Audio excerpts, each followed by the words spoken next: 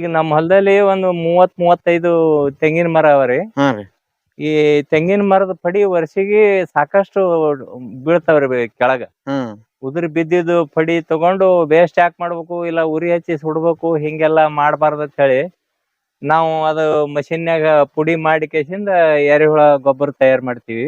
ಇದೆ ಏನ್ರಿ ಪೌಡ್ರ್? ಹಾ ಇದೇ ಪೌಡ್ರ್. ಇದೇ ಪೌಡ್ರ್ ನೋಡ್ರಿ. ಯಾವ ತರ ಬಂದ್ರಿ ಗೊಬ್ಬರ?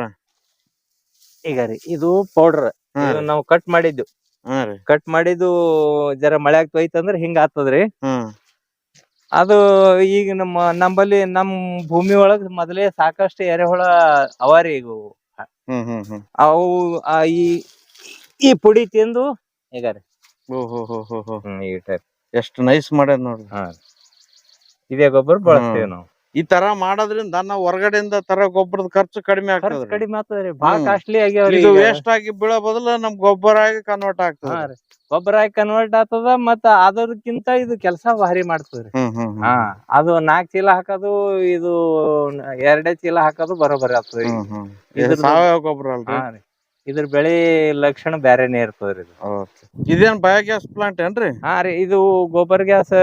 ಇಲ್ಲೇ ದನಗಳೆಲ್ಲ ನಮ್ಮ ಇಲ್ಲೇ ಕೊಟ್ಟಿಗೆ ಅದು ಎಲ್ಲಾ ಇಲ್ಲೇ ಅದ್ರಿ. ಸಾಕಷ್ಟು ಹೆಂಡಿ ಬೀಳ್ತಿತ್ತು, ಅದು ವೇಸ್ಟ್ ಯಾಕೆ ಮಾಡ್ಬೇಕಂತ ಹೇಳಿ ಗೊಬ್ಬರ ಗ್ಯಾಸ್ ಮಾಡ್ದೇವ್. ಇದು ಇಲ್ಲಿ ಗೊಬ್ಬರ ಗ್ಯಾಸ್ ಮಾಡೋದ್ರಲಿಂದ ಎರೆಹುಳ ಸಾಕದು, ಎರೆಹುಳದ ತೊಟ್ಟಿನೂ ಬಹಳಷ್ಟು ಅವ. ಅದ್ರಲಿಂದ ಇದ್ರಲಿಂದ 2 ಕಡೆದು ಗೊಬ್ಬರ ಆಗ್ತದ. ಇಲ್ಲಿದು ಗೊಬ್ಬರ ಗ್ಯಾಸ್ ನಾವು ಮನಿಗೆ 1 ಕಿಲೋಮೀಟರ್ ತನ ಪೈಪ್ ಹಾಕಿ ಮನಿಗೆ ಒಯ್ದಿದ್ದೇವ್ರಿ. ಇಲ್ಲಿಂದ 1 ಕಿಲೋಮೀಟರ್? 1 ಕಿಲೋಮೀಟರ್ ಸಫಿಶಿಯಂಟ್ ಬರ್ತದ್ರಿ ಗ್ಯಾಸ್? ಬಹಳ ಸಫಿಶಿಯಂಟ್ ಬರ್ತದ್ರಿ. ಇಲ್ಲಿ ಏನ್ ಎರೆಹುಳ ಫಿಟ್ ಮಾಡ್ರಿ ಸರ್? ಎರೆಹುಳ ಫಿಟ್ ಮಾಡಿವಿ ನೋಡ್ರಿ. ಇಲ್ಲಿ ಒಂದ್ 10-15 ಫೀಟ್ ಅವರಿ. ಇದು ತಿಪ್ಪಿ ಜಾಗ. ಇಲ್ಲಿ ಮೊದಲು ಕಸ ಕಡ್ಡಿ ದನಗಳದೆಲ್ಲ ಹೆಂಡಿ ಗಿಂಡಿ ಇದ್ರೊಳಗ್ ಹಾಕ್ತಿವಿ. 2-3 ತಿಂಗಳ ಆಗೋಣ ಕಚ್ಚಾ ಪದಾರ್ಥ ತಯಾರಾಯ್ತು ಅಂದ್ರೆ ಇದು ಆ ಎರೆಹುಳ ತೊಟ್ಟಿಗೆ ಶಿಫ್ಟ್ ಮಾಡ್ತೀವಿ.